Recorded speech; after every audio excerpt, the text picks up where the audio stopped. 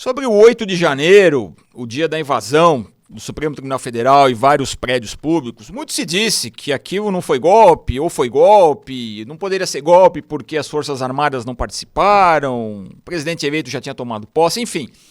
Mais do que ser golpe ou não ser golpe, o que tem preocupado a comunidade jurídica e a grande imprensa é que os mais de 1000 processos que correm no Supremo Tribunal Federal envolvem uma série de acusados e os advogados estão passando sufoco na defesa de seus constituintes. Primeiro porque os processos todos correm no Supremo Tribunal Federal.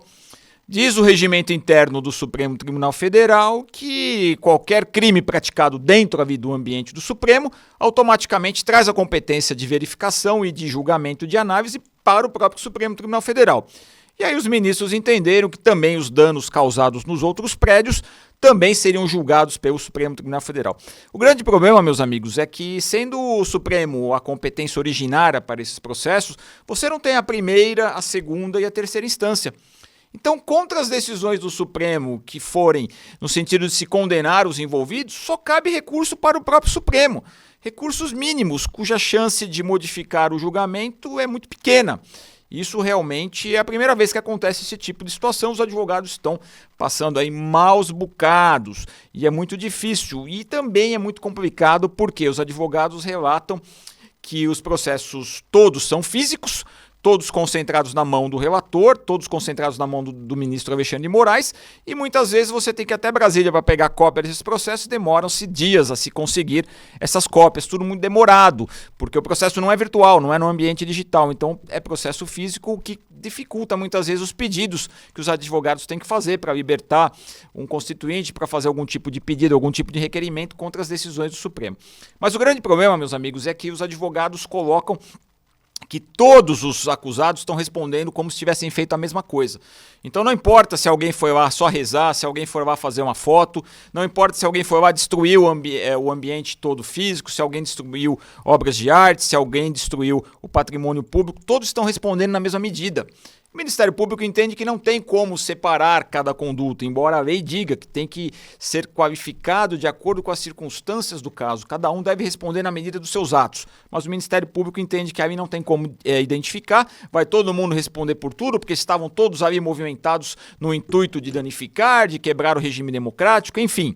E as primeiras decisões que nós temos já estão condenando os acusados apenas de 11, 12, 17 anos em regime fechado, o que tem tirado o sono dos advogados e dos acusados. Diferentemente do processo normal, todos estão respondendo por crimes de golpe, todos estão respondendo por associação criminosa, todos estão respondendo por abolição do Estado Democrático de Direito, pelo dano patrimonial qualificado pela violência e pela deteriorização do patrimônio tombado. São 5 crimes muito pesados que levam a penas muito graves. Isso tem tirado o sono dos acusados e dos advogados que os defendem.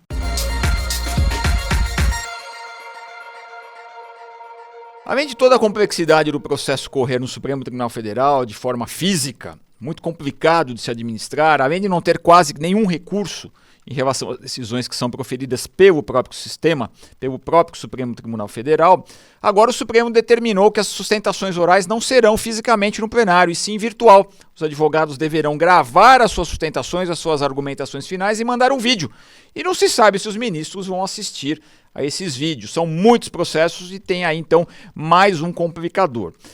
Nós queremos aqui sustentar que a democracia foi violada realmente com aqueles atos, com aquelas destruições e tudo mais. Mas, ao mesmo tempo, queremos que o sistema democrático de direitos seja respeitado no que diz respeito aos processos, ao devido processo legal que cada um desses acusados está sofrendo. Então, é muito importante que os ministros levem em consideração essa situação. A diminuição de direitos e garantias fundamentais no processo tem que ser levada em consideração quando os ministros forem sentenciar, quando forem condenar cada um desses envolvidos. E que essas sanções, que essas punições se deem de acordo com a prática, com o comportamento de cada um dos envolvidos. Quem danificou, quem quebrou, merece uma punição muito maior do que aquele que foi lá rezar, aquele que foi lá fazer uma foto e nada destruiu. Não podemos admitir que todos respondam da mesma maneira por tudo aquilo que foi praticado por outros, sendo que ele não tem aquela participação. Dentro dessa perspectiva, nós vamos ter o sistema democrático preservado, punindo quem causou um mal, punindo quem cometeu um crime, mas ao mesmo tempo assegurando a ele, a todo e qualquer acusado, o devido processo legal e as garantias do contraditório e da mais ampla defesa.